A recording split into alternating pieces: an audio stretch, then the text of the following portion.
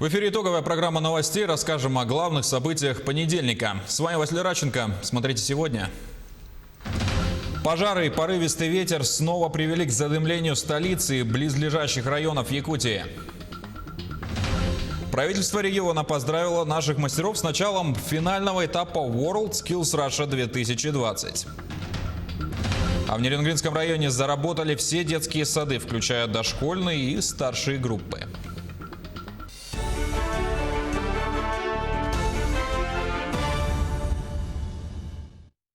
ФСБ задержали жителя Якутска, который готовился сбыть крупную партию наркотических средств. Пакеты с растительными веществами, более чем 6 сотнями шприцов и почти 2,5 сотнями картриджей обнаружили и изъяли в гаражном боксе.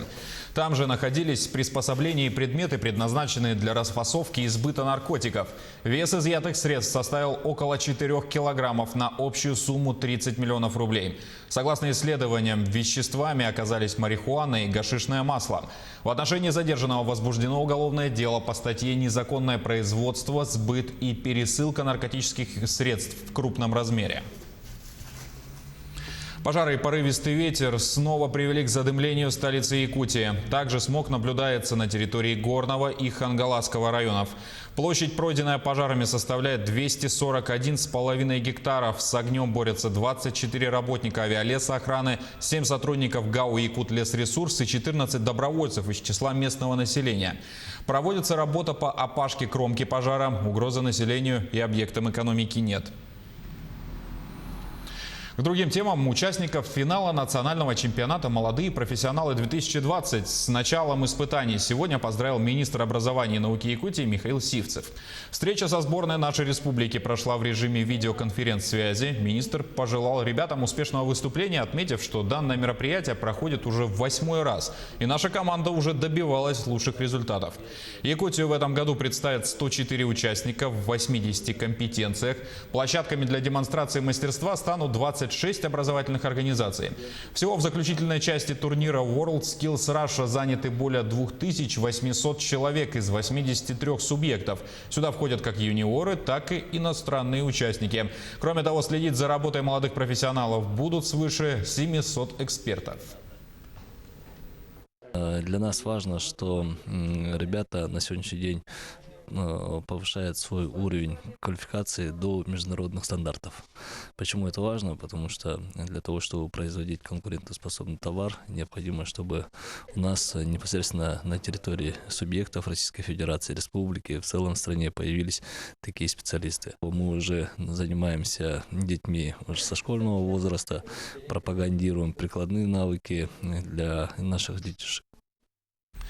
Глава Якутии ознакомился с ходом исполнения госпрограммы «Комплексное развитие сельских территорий». Открывая совещание, Сан Николаев отметил, что благодаря ее действию в поселениях строятся абсолютно необходимые для жизни людей социальные объекты. Жилые дома, создается коммуникационная инфраструктура, решаются вопросы газификации и водоснабжения. В этом году заключены соглашения на общую сумму 1 миллиард 730 миллионов рублей из федерального, регионального, местных бюджетов и внебюджетных источников. Благодаря этому строится жилье в Верхневилюйском и Хангаласском районах, производятся социальные выплаты и строительство и приобретение жилья.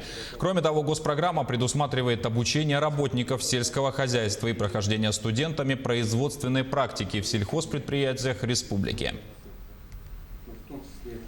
На якутской птицефабрике после реконструкции и модернизации начинает работать птицеводческий цех номер 14. Новое итальянское оборудование позволит до конца года увеличить производство яиц до 62 миллионов штук. Ульяна Шагина ознакомилась с новшествами птицефабрики. Сегодня в обновленном цехе кипит работа. Мастера производят последнюю наладку оборудования, проверяют работу компьютера. Уже завтра цех будет заполнен ее новыми обитателями – курами-несушками. В 2019 году запустили 5-й новый цех и освободили 2 стоящих цеха за мной. И в этом году мы приобрели промышленное стадо, тем самым перевели этот цех с двухзального в однозальный. Буквально до прошлого года в этом цехе содержалось всего 11 тысяч кур-несушек. Новое оборудование позволило увеличить их количество до 55 тысяч, что позволит в год собирать уже 62 миллиона яиц. Клеточное оборудование итальянской фирмы «Факко» полностью автоматизировано. Вместо человека теперь за процессом кормления, поения, притока воздуха, отопления и охлаждения помещения будут следить компьютеры. Клетка, она 40 на 50 сантиметров всего и высотой 30 сантиметров. И мы в эту клетку садим по 7 кур. Эта клетка ограничивает курицу в движении. Почему? Потому что у нас куры как спортсменки, фитоняшки, можно сказать, да? Корм весь у них рассчитан, все по питательности, по витаминам.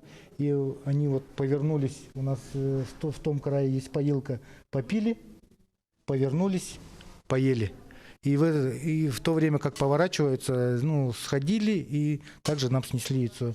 Яйцо при снесении полы у нас располагается под углом, скатываются на ленту яйцесбора. Автоматизирована теперь и лента яйцесбора. Новая система Ниагара позволяет яйцам проходить сложный путь от цеха до прилавков магазинов без касания рук человека. В принципе, на 90% это точно легче стало. Мы раньше собирали вручную, в коробке, затаривали, отправляли. А сейчас это у нас все механизировано, все собирается, само уходит на яйцесклад. Мы к яйцу уже отношения не имеем. У нас вот чисто работа с птицей идет и соблюдение чистоты. При отключении электричества система «Умный дом» позволяет не останавливаться производству. Вся система переходит в механический режим. Программа технического перевооружения птицефабрики будет продолжена и в дальнейшем. В ближайших планах предприятия увеличить производство яиц до 100 миллионов штук в год. Ульяна Шагина, Павел Пахомов, Якутск. Рост больных коронавирусной инфекцией отметили в республике. По данным управления Роспотребнадзора, это связано с тем, что граждане возвращаются из отпусков за рубежом. Новые случаи заражения коронавирусной инфекцией зарегистрировали в селах Усть-Алданского и Среднеколымского районов. В связи с этим глава региона поставил задачу взять под особый контроль северные территории. Всего за сутки в Якутии зафиксировали 58 новых случаев коронавируса. В Якутске 31, в Мирнинском районе 7, в Алданском, Верхневилюйском, Намском, Нюрбинском, Чурапчинском по 2 заболевших и единичные случаи в других районах. Подтвержден один летальный исход от COVID-19. За сутки лабораториями региона обработаны почти 2000 анализов. Первыми удар пандемии приняли медики. Даже с улучшившейся эпидобстановкой врачи продолжают оставаться начеку. Многие из них неделями не видят семьи. С одним из героев нашего времени пообщалась Полина Долинская. Медицинские работники всей страны первыми приняли на себя удар пандемии. Несмотря на то, что самое сложное уже позади, работать приходится в непростых условиях до сих пор. Оглядываясь назад, признаются, что при всех своих знаниях и профессионализме многие эмоционально не были к этому готовы. У нас уже, правда, были тогда методические рекомендации по схеме лечения пациентов, да? Уже были несколько методических рекомендаций по ведению пациентов, приказы Минздрава Республики России, да? В то же время сами медики психологически нам тяжело было это воспринять, что у нас все-таки это происходит. Для руководителей, которые непосредственно работают ежедневно в таком режиме, было вообще страшно, потому что у нас же тоже сотрудники, да, с которыми мы вынуждены были отправлять их.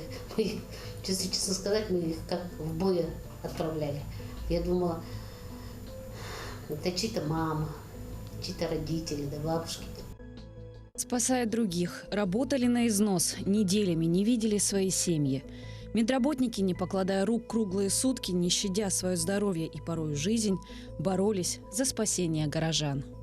Каждая бригада, которая впервые шла, сотрудник, который впервые шел работать в бригаду, или работать в стационар, или работать на КТ, мы у них принимали зачеты, как правильно раздеваться. И этот механизм раздевания у них должен был выработаться до автоматизма, для того, чтобы они... Вот представьте себе, вот в этом СИЗе люди могут находиться иногда до 7-8 часов. Они же устают. Они, когда приходят раздеваться в шлюз, они могут сказать, ой, я лучше так сниму и так далее. Если они этого не будут придерживаться, они заболеют. Поэтому Для бригад наших, которые на вызова ездят, да, мы прямо установили время конкретно. 8 часов, если ты выехал, ты должен в 12 часов подойти, раздеться, помыться, покушать. И только после этого заново одеваешься и едешь тоже на вызова. Медсестры решили сперва же там забрали, да? Ну, типа мы по 6 часов будем. Я говорю, никаких 6 часов. У меня здесь война с ними шла, психологическая, чтобы они не ходили там 6 часов. 4 часа все, предел. Они должны оттуда, с отделения выходить. 4 часа это полное обезвоживание. Они не могут ни водички попить, никуда не сходить. Вот они, прежде чем зайти в отделение, они меньше воды пьют, да? Там 4 часа они вообще не пьют. Когда выходят, они упиваются. Там тоже вот такие вот моменты, ну, сохранить вот диету и так далее. Вот таких вот моментов очень было очень много, чтобы они себя сохранили.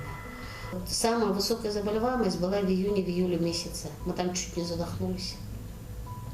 Это был вообще страшный период. Я не хочу этого переживать вообще никак. Этот самый страшный период, вот, потому что, во-первых, жара, сотрудники все вот в этом, все заходят, вот когда их видишь, да, все заходят. Так, если честно сказать, мне вообще жалко становилось. Я не могла вот это, на это спокойно смотреть. У меня сразу, когда я их видела в СИЗОх, они бедные в машину заходили, у меня слезы на глазах, я вообще не могла с ними разговаривать. Но все равно приходилось с ними их убеждать, что они должны это делать, что им это обязательно надо. Кто кроме них это будет делать, но это все-таки сила убеждения.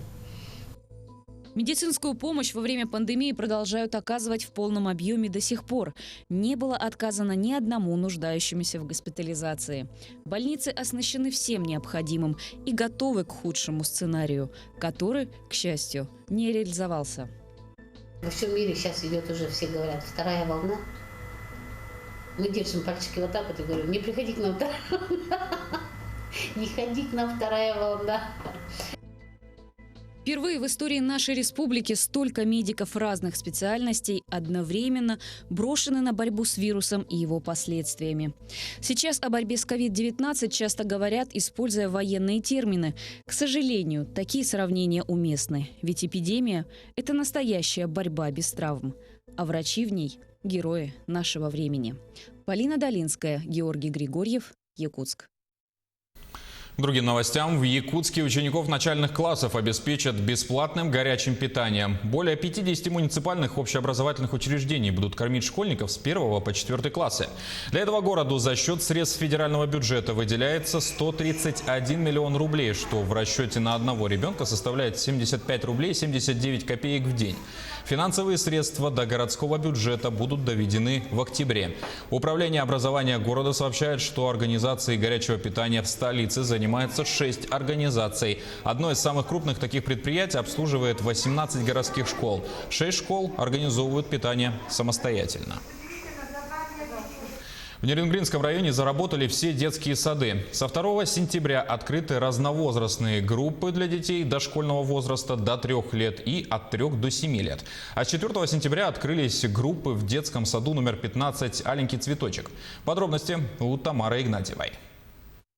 В детском саду «Огонек» ко 2 сентября все 12 групп были готовы к приему детей. Но на сегодня работает всего 8 групп, потому что некоторые дети находятся за пределами города, на отдыхе с родителями.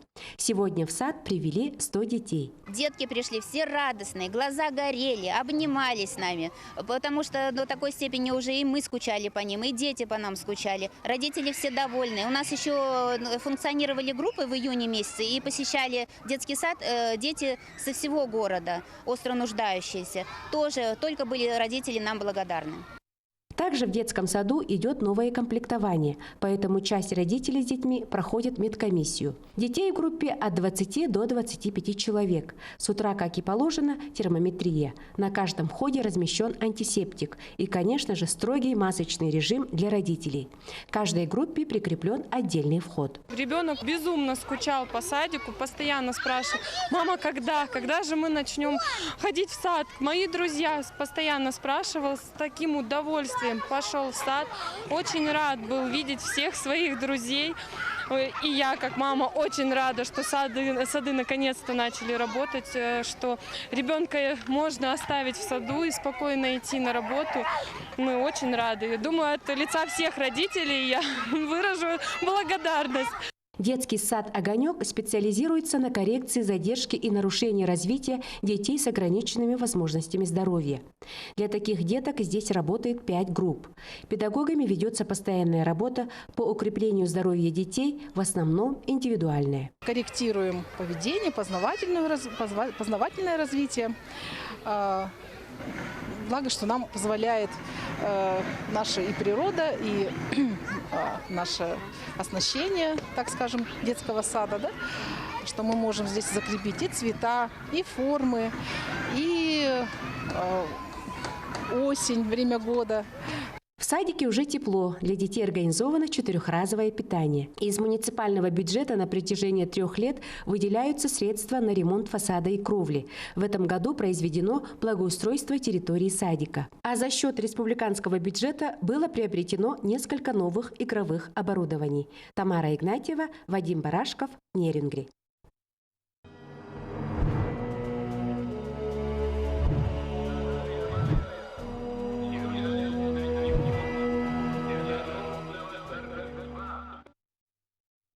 В год 75-летия Великой Победы мы продолжаем вспоминать наших земляков, которые защищали Родину во время Великой Отечественной войны.